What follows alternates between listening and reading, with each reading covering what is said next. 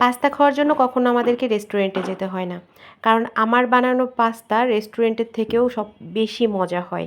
বানিয়ে বলছি না, এটাই সত্যি। তো আমি ভাবছিলাম আজকে আমি পাস্তার পুরো ভিডিওটা আপনাদের সাথে শেয়ার করব। তো কাহিনী যেটা হয়েছে সেটা একটু পরে বলতেছি। তো আমি ফার্স্টে হচ্ছে চিকেনটা ভেজে নেব। আর আমি কিন্তু প্রচুর পরিমাণে চিকেন ব্যবহার করি, যে কোনো চাউমিন, পাস্তা যাই রান্না করি না কেন চিকেনের পরিমাণটা খুব বেশি দেই। রেস্টুরেন্টে কিন্তু আমি যতবার পাস্তা খেয়েছি একদম কিমা করে সামান্য চিকেন দেওয়া হয়, যেটা মুখে বাধে না, একটু ফ্লেভার আসে এরকমটা।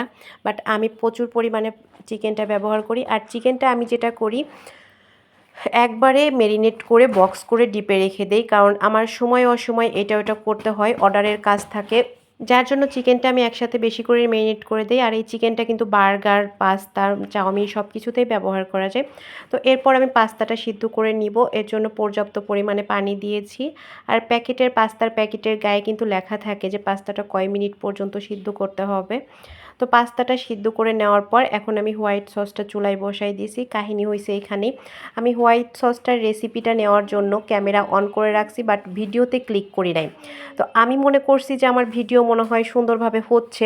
আমি লাস্টে যখন ভিডিও অফ করতে গেছি তখন দেখি যে আমি ক্যামেরা অনই করি নাই। বুঝেন, আমি ভাবছি যে A to Z রেসিপিটা আজকে আপনাদের সাথে শেয়ার করব, যাতে করে আপনাদের জন্য রেস্টুরেন্টে গিয়ে পাস্তাটা খেতে না হয়, বাসায় খুব সহজে বানিয়ে নিতে পারেন। কিন্তু আসলে ওইখানেই আমি গরমিল করে ফেলছি। তো পাস্তাটার মধ্যে ফার্স্টে আমি হোয়াইট সসের মধ্যে চিকেনটা দিয়ে দিছি, তারপর পাস্তার যে সিদ্ধ করলাম ওই সিদ্ধ করা পাস্তাটাই দিয়েছি। এরপর দিচ্ছি হচ্ছে টমেটো সস, চিলি সস। আর এখানে হোয়াইট সসের পরিমাণটা বেশি পরিমাণে নিলে খেতে ভালো হয়। এরপর আমি দিয়ে দিচ্ছি এখানে চিকেন পাউডার, যেহেতু আমি পাস্তায় যে চিকেন ব্যবহার করেছি এর জন্য চিকেন পাউডারও দিয়েছি। তারপর দিয়েছি সাদা আর কালো গোলমরিচ একসাথে গুঁড়া করে নিয়েছি, গোলমরিচের গুঁড়া। এবং শেষে আমি দিয়ে দিব হচ্ছে চিজ। আমি আজকে বেক পাস্তা করব না, তবে এই সেম পাস্তাটাই ওভেনে দিয়ে ওভেন বেক পাস্তা করা যায়, সেক্ষেত্রে চিজের পরিমাণটা আরেকটু বেশি দিতে হবে, জাস্ট এটাই। তাছাড়া কিন্তু হোয়াইট সস পাস্তা আর ওভেন বেক পাস্তা কিন্তু একই রেসিপি। তো এরপর অ্যাট লাস্ট আমি একটু অরিগোনা দিয়ে দেব, তাহলে কিন্তু পাস্তার টেস্টটা অনেক ভালো হয়, মানে ফ্লেভারটা সুন্দর আসে। আর টেস্ট তো এমনিতেই ভালো হবে, কারণ প্রচুর পরিমাণে হোয়াইট সস তারপর প্রচুর চিকেন ব্যবহার করা হয়েছে। তো লাস্টে আমি একটু অরিগোনা দিয়ে দিচ্ছি, আর এটাতে ফ্লেভারটা আমার কাছে অনেক ভালো লাগে, যেহেতু চিজ ব্যবহার করেছি। আর পাস্তায় আমি সবসময় অরিগোনাটা ব্যবহার করি।